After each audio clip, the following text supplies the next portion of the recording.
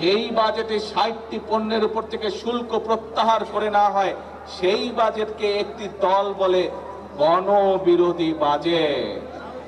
এখন জনগণের জন্য যেই বাজেটে সকল ব্যবস্থা রেখেছি, সেই বাজেটকে যারা গণবিরোধী বলে, তারা কি কখনো জনগণের বন্ধু হতে পারে? তারা কখনো জনগণের বন্ধু হতে পারে না, প্রিয় ভাই বোনেরা। কাজেই যারা জনগণকে বিভ্রান্ত করতে চায়, প্রিয় ভাই বোনেরা, সেটি সংসদের ভেতরেই হোক, সেটি সংসদের বাইরেই হোক, তাদের ব্যাপারে আপনাদেরকে সচেতন থাকতে হবে। কারণ এই সকল লোকেরা, এই সকল দলগুলো দেশে যদি অশান্তি করার সুযোগ পায়, তাহলে আমরা ফ্যামিলি কার্ড বাস্তবায়ন করতে পারবো না।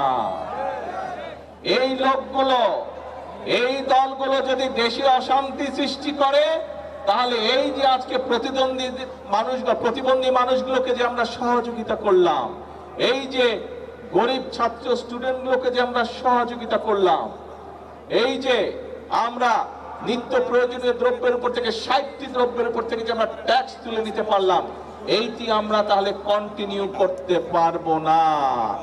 কাজেই যারা এসব কাজে বাধা দিবে, কি ব্যবস্থা করা উচিত তাদের বিরুদ্ধে?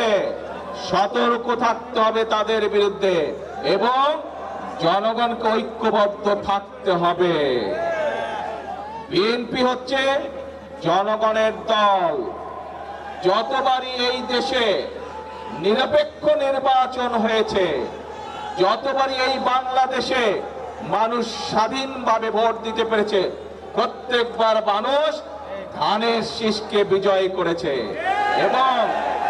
এবং এই যে মৌলভীবাজারের যতগুলো বড় বড় রাস্তাঘাট, স্কুল, কলেজ দেখেছেন, খোঁজ করে দেখুন, এগুলো সব বিএনপি মরহুম সাইফুর রহমান সাহেবের সময়। এই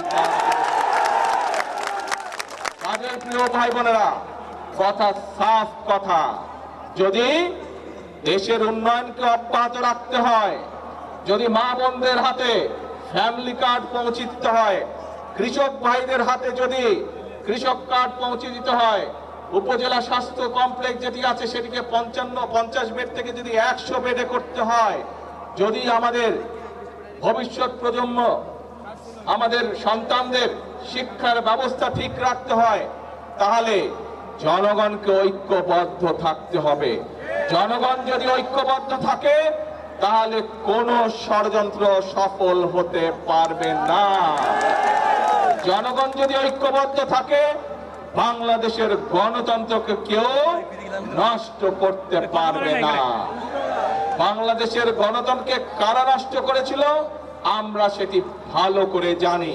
আমরা দেখেছি দেশ স্বাধীনের সময়, দেশ স্বাধীনের আগে এবং পরবর্তী সময় গণতন্ত্র বিনষ্টকারী, গণতন্ত্রের বিরুদ্ধে ষড়যন্ত্রকারী সবগুলো একসাথে ছিল।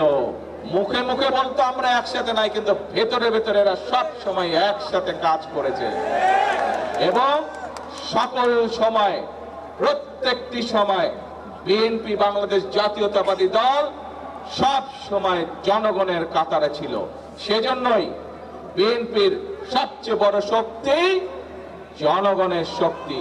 সেই জন্যই বিএনপি সকল সময় বলে থাকে, জনগণই আমাদের সকল ক্ষমতার উৎস।